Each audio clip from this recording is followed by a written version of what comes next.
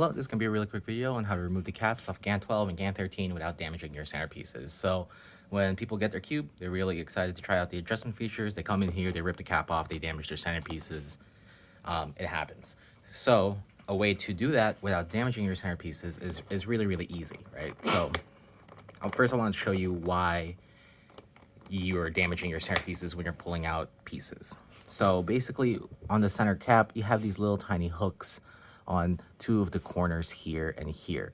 Now these little hooks will go into those little holes on the side on the corners of this center piece. So when you're lifting your cap out, you don't want to do it where there's a hook, because all you're doing is lifting it. You're putting a lot of force into it.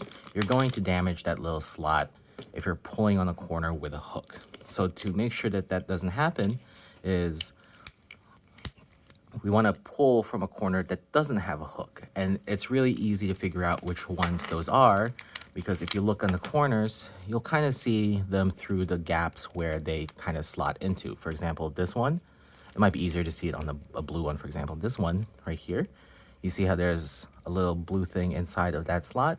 That means that that one is hooked. But if we go over here, that is not in the slot. There's no little plastic protrusion on this one. So we want to lift from the corner without that little plastic protrusion.